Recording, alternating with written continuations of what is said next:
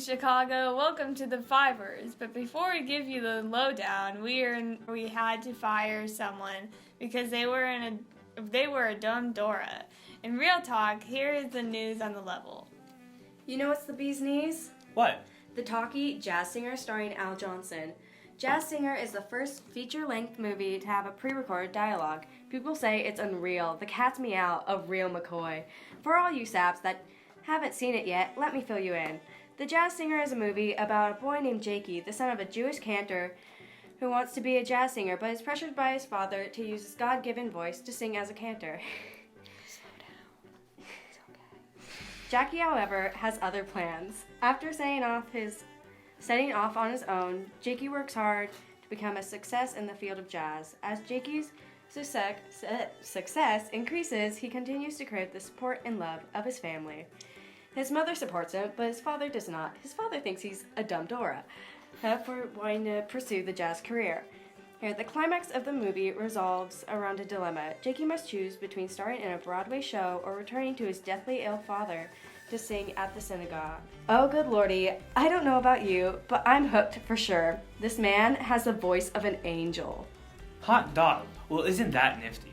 And now for our next item on the show, with my favorite egg, Mary Kate, talking about Al Capone on the scene of St. Valentine's Day Massacre. Take it away, doll. Well, here we are in the St. Valentine's Day Massacre, where 6 people have been bumped off by Al Capone. This massacre was led by Al Capone in order to eliminate the head of his opposing gang here in Chicago. Al Capone was otherwise known as Scarface from the 3 very prominent scars he is given to him by a huge slug from his brother one night at a bar. Scarface lived a wonderfully normal childhood growing up not too far from here in the Brooklyn area. Scarface and his involvement in the massacre have made him what we're calling him public enemy number 1. Scarface is now the number 1 person you have to be scared of. Wait, I'm getting word that 1 more person has been pronounced dead. That's 7 people Al Capone has bumped off and is responsible for killing.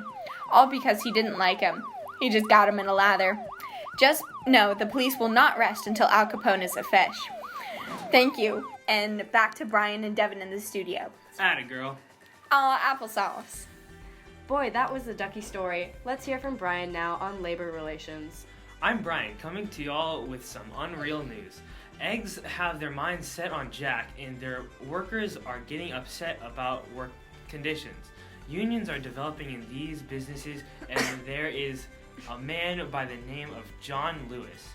John L. Lewis was born February 12, 1880. This man is an American leader of organized labor who is serving as president of the largest industrial labor union, the United Mine Workers of America, and he became president this year.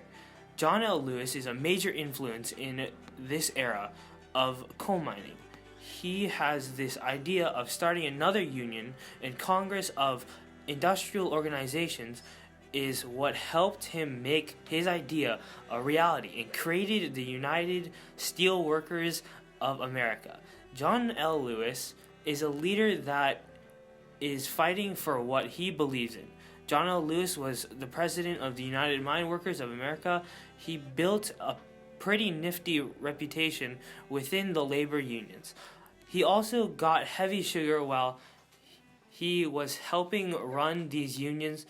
John L. Lewis proved that he is hard-boiled and he won't back down, and he's not fond of icy mitts when it comes to work. This is one of your hosts, Brian, and this is what is happening in our society and who is making a difference. What a swanky thing. That sure is something to beef about. That sure is something to get gummy about. Hot dog, what's next? I am going to straight up inform you about Langston Hughes. Langston Hughes was born February 1st, 1902 in Joplin, Missouri. He was raised by his grandmother until he was 13, then moved a little closer to here in Chicago to Lincoln, Illinois. Then for a while, eventually moving to Cleveland, Ohio. Poor Hughes moved 3 times and isn't even 20 yet. Hughes could be one of the most important writers of the Harlem Renaissance.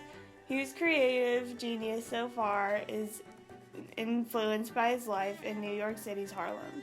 Through his poetry, novels, plays, essays, and children's books, he promotes equality. Here, in 1926, Hugh's professional life got a wiggle on. He also published a groundbreaking essay called The Negro Artist and the Racial Mountain. That is your daily lowdown on the new up-and-comers. And now a word from our sponsors.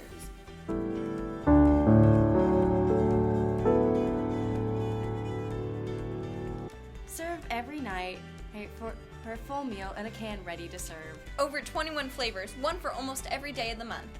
You got your tomato soup, carrot soup, celery soup, asparagus soup, Okay, Devin, we get it. You love soup, but now it's time for the end of our show.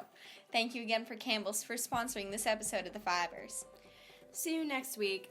The news on the level.